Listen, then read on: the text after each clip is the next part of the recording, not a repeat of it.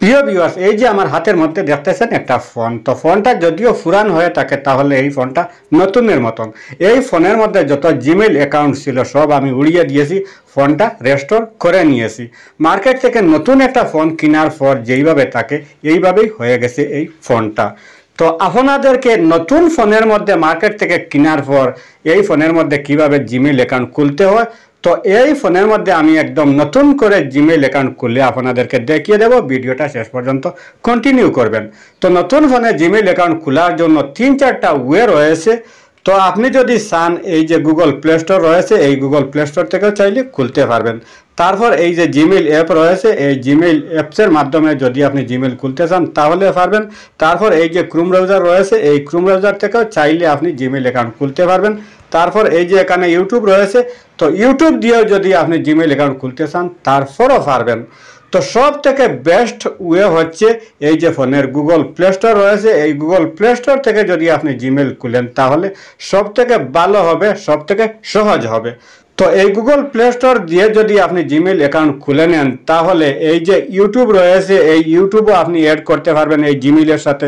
তারপর এই যে জিমেইল অ্যাপটা রয়েছে, এই জিমেইল অ্যাপটাও আপনি এই জিমেইলের সাথে অ্যাড করতে পারবেন।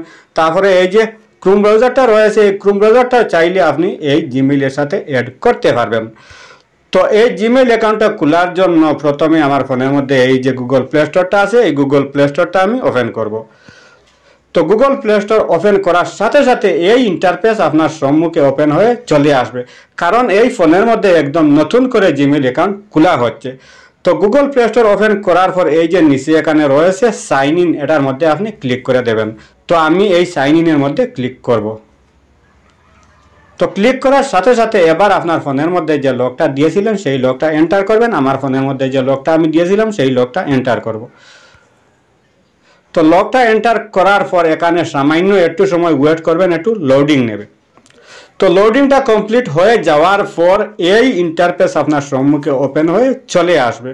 তো এখানে আপনি কি করবেন, এই যে এখানে একটা অপশনের মধ্যে লেখা রয়েছে ক্রিয়েট অ্যাকাউন্ট, এটার মধ্যে ক্লিক করে দেবেন। তো আমি এই ক্রিয়েট অ্যাকাউন্টের মধ্যে ক্লিক করব। তো ক্লিক করার পর এই যে এখানে দেখতেছেন 3টা অপশন চলে এসেছে।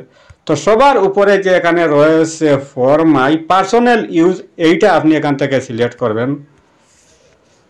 তো সিলেক্ট করার পর এবার আপনার জিমেইলের মধ্যে যে নামটা দেবেন এই নামটা আপনি উপরে এই যে রয়েছে একটা বক্স, এই বক্সের মধ্যে আপনি এন্টার করবেন। আপনার যদি শিরোনাম থাকে তাহলে এই যে নিচে এখানে রয়েছে শিরোনাম, এখানে আপনার শিরোনামটা দেবেন। তো শিরোনামটা দিলেও হবে, না দিলেও হবে, এইটা হচ্ছে এখানে দেখতেছেন অপশনাল।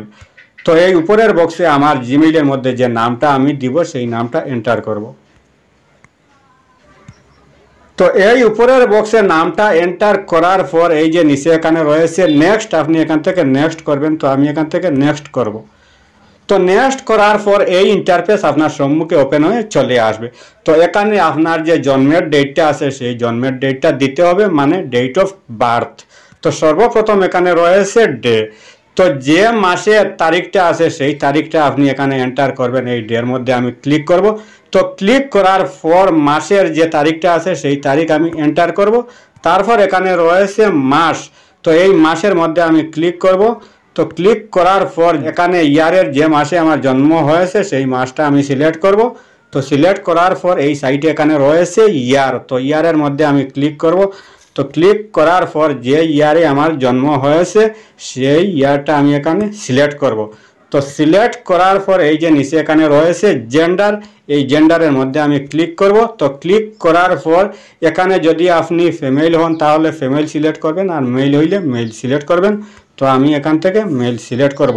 তো সিলেক্ট করার পর এই যে নিচে এখানে রয়েছে নেক্সট, এখান থেকে আপনি নেক্সট করবেন। তো আমি এখান থেকে নেক্সট করব। তো নেক্সট করার পর এখানে 2টা জিমেইল আপনার সম্মুখে সাজেস্ট করবে। এখান থেকে যদি আপনার এই জিমেইলগুলো পছন্দ হয় তাহলে এই জিমেইলগুলো আপনি সিলেক্ট করবেন, আর যদি আপনার পছন্দ না হয় তাহলে এই যে নিচে এখানে রয়েছে create your own Gmail address, এটা আপনি এখান থেকে সিলেক্ট করবেন। তো আমি এখান থেকে এই নিচেরটা সিলেক্ট করব। তো সিলেক্ট করার পর এবার এই যে বক্স রয়েছে এই বক্সের মধ্যে আপনার জিমেইল অ্যাড্রেস যেটা আপনি দিতে চান সেই অ্যাড্রেসটা আপনি এখানে ফিল করবেন। তো অবশ্যই আপনি এই অ্যাড্রেসটা বুঝে শুনে ফিল করবেন, কারণ এই জিমেইল অ্যাড্রেসটা আপনি কিন্তু চেঞ্জ করতে পারবেন না। আপনার জন্মের ডেট চেঞ্জ করতে পারবেন, পাসওয়ার্ড চেঞ্জ করতে পারবেন, মানে জিমেইলে যত কিছু অ্যাড করা আছে সমস্ত কিছু চেঞ্জ করতে পারবেন, কিন্তু এই জিমেইল যে অ্যাড্রেস যেটা রয়েছে সেইটা আপনি কখনো চেঞ্জ করতে পারবেন না। তো আমার এই ফোনের মধ্যে যে জিমেইল অ্যাকাউন্টটা আমি খুলবো সেই জিমেইল অ্যাড্রেসটা আমি এখানে ফিল করব।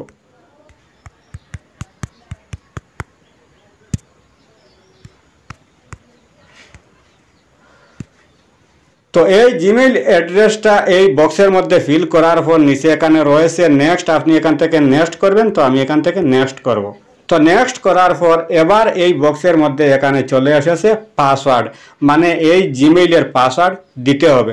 তো অবশ্যই আপনি এখানে কি করবেন, 8 ডিজিটের উপরের পাসওয়ার্ড দেবেন, অক্ষর সংখ্যা মানে কয়েকগুলা মিলিয়ে আপনি দিয়ে দেবেন, যাতে আপনার এই জিমেইল অ্যাকাউন্টটা কেউ হ্যাক করে না নিতে পারে। তো আমার এই জিমেইলের জন্য একটা পাসওয়ার্ড আমি এই বক্সের মধ্যে এন্টার করব। তো এই বক্সের মধ্যে এই পাসওয়ার্ডটা এন্টার করার পর নিচে এখানে রয়েছে নেক্সট, আপনি এখান থেকে নেক্সট করবেন। তো আমি এখান থেকে নেক্সট করব। তো নেক্সট করার পর এই পেজ আপনার সম্মুখে ওপেন হবে। স্ক্রল ডাউন করে পেজটা নিচের দিকে আসবেন। নিচের দিকে আসলে এই যে এখানে রয়েছে ইয়েস আই এম ইন, এটার মধ্যে ক্লিক করে দেবেন। তো আমি এটার মধ্যে ক্লিক করব।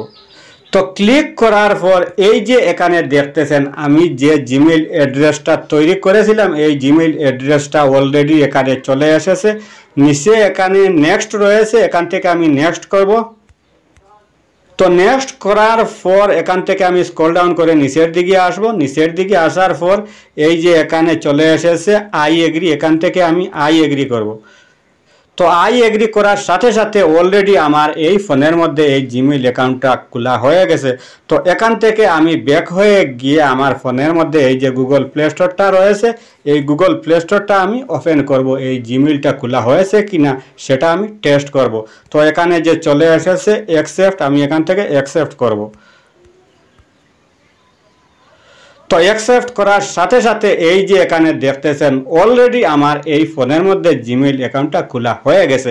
তো ভাই আমার এই ভিডিওটা দেখে যদি আপনার সামান্য হলেও একটু উপকারে আসে অথবা ভালো লেগে থাকে, তাহলে অবশ্যই আমার এই চ্যানেলটা সাবস্ক্রাইব করে পাশে থাকবেন, ভিডিওর মধ্যে একটি লাইক দিবেন, ভিডিওটা শেয়ার করতে ভুলবেন না।